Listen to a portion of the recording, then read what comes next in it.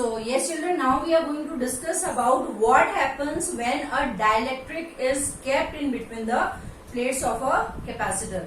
So when the air is in between, the capacitance is given by epsilon naught A by D, where D is the distance between the plates, A is the area of the plates, and epsilon naught is the permittivity of the free space, right? So when there is some medium which is not air, जिसका कुछ dielectric constant K है, so then capacitance becomes equal to K times epsilon naught A upon D, because we know that dielectric constant is C upon C naught. You divide this by this, you will get the value of K. Cm upon C naught, everything get cancelled out. What remains? K. So the new definition of dielectric constant says that it is the ratio of capacitance of a parallel plate capacitor when medium is between by capacitance when air is between. This ratio is also called as dielectric constant, right? Now on the basis of this we will solve some numericals, and there are two ways. Dielectric fill करने के भी there are two ways. Either the dielectric could be in series or the dielectric could be in parallel. I'll explain you all three, all two, and there could be mixed combination.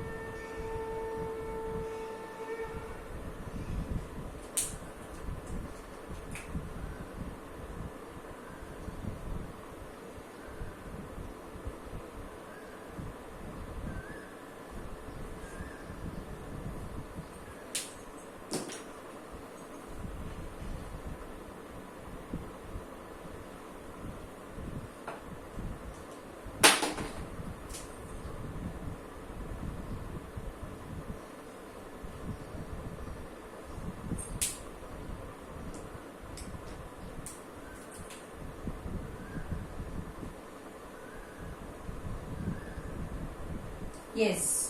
So if you look at all these diagrams, you will find three different ways to fill up a dielectric. See, ये parallel plate capacitor है. Area of the plate कितना होता है? A, और इसके बीच का distance is always D. Right? यहाँ पे हमने किया same dielectric fill किया है. Right? Now you can see three dielectric है. हमने बोला इसका dielectric constant K1, इसका K2, इसका K3. K1, K2, K3, K4, K1, K2, K3, right? Now the dielectric could be filled in different ways.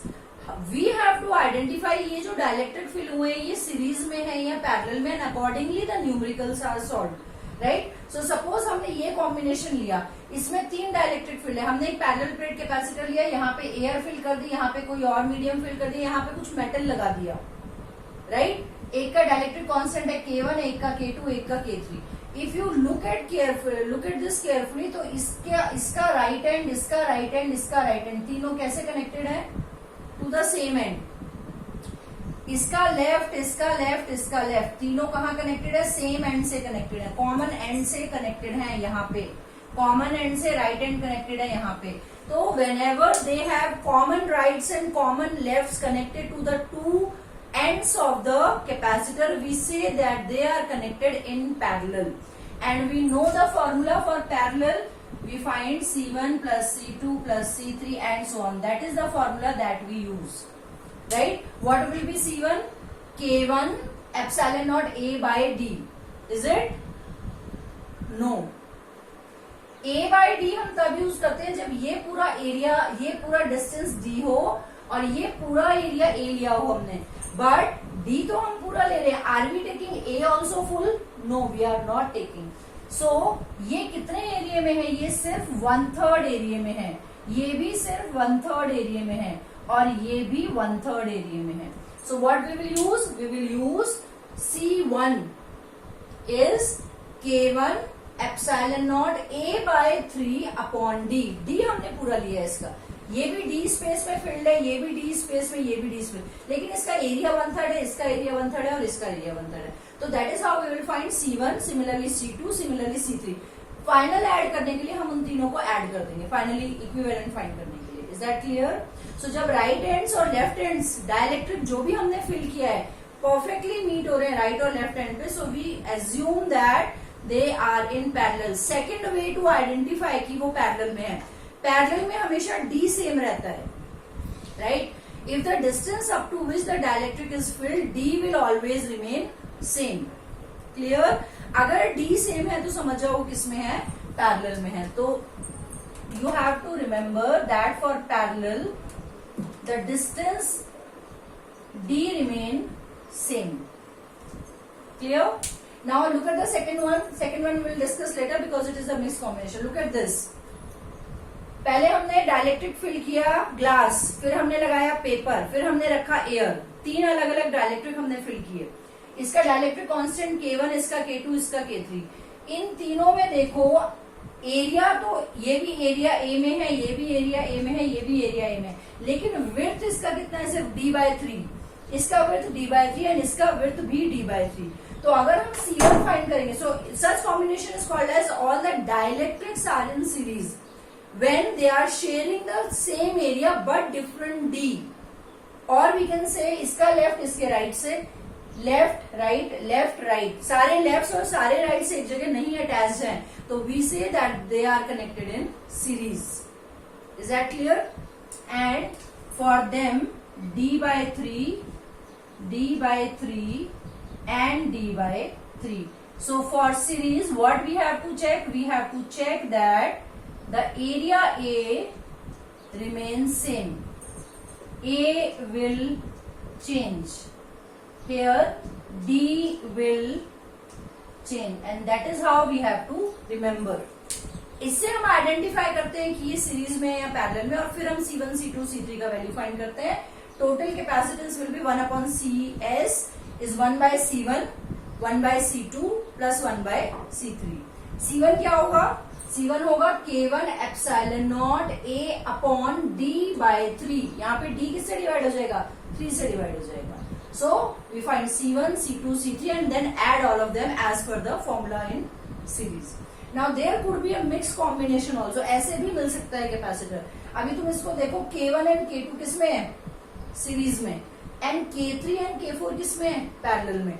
So C1 find करेंगे, C2 find करेंगे. C1, C2 के लिए एरिया कितना है? Area is same.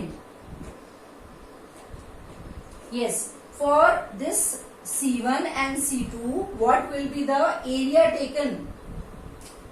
Area taken for them will be A/3, A/3, A/3, A/3.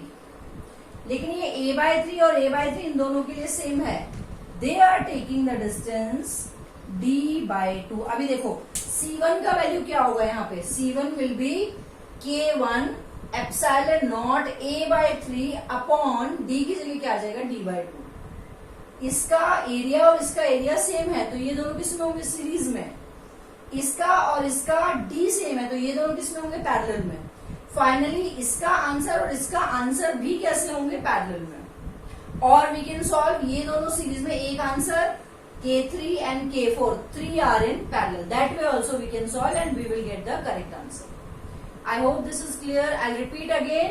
Whenever D is same, इसका distance, इसका distance, इसका distance, तीनों का डिस्टेंस सेम है, लेकिन एरिया चेंज है, तो we say that they are connected in parallel. Second thing, you में चेक कि सारे डाइलेक्ट्रिक का राइट एंड और लेफ्ट एंड कॉमन जगह पे है. सारे राइट से एक साथ, सारे लेफ्ट से एक साथ. We can consider that they are connected in parallel. Whenever they are sharing the common area but distance D is different for which they are filled up, then we say that they are connected in series. left right add हो रहे हैं, तो हम बोलते हैं कि ये series में. So you may get numerical based upon this, right? Sometimes they will say यहाँ पे एयर फिल कर दिया और K2 का वैल्यू नहीं दिया, तो हमें याद रखना है कि dielectric constant for air is 1. Dielectric यहाँ पे हमने बोला, सपोज हमें क्वेश्चन मिला कि ये है 1 2। यहाँ पे हमने एयर फिल की, यहाँ पे हमने एल्यूमिनियम फिल किया और यहाँ पे कोई डाइलेक्ट्रिक फिल किया जिसका डाइलेक्ट्रिक कांस्टेंट है K। So how are they connected? They are connected in सबके राइट सबके लेफ्ट, ये तीनों किसमें है? पैरेलल में they are connected. When we are solving for parallel, what is K1 K, what is K2 1, what is K3 infinity, because metals का dielectric constant क्या होता है? इंफिनिटी होता है। एयर का डाइलेक्ट्रिक कांस्टेंट 1 होता है। अगर यहाँ पे वाटर होता तो वाटर का डाइलेक्ट्रिक कांस्टेंट 80 होता है। So that is how sometimes they may give you K1 K2 K3 की टर्म्स में, sometimes they will give you metal है, एयर है, वाटर है। तो standard dielectric constant we have to remember. Is that clear? So we will solve the first one. What will be the equivalent capacitance of this combination? That we will learn now. Go through this all.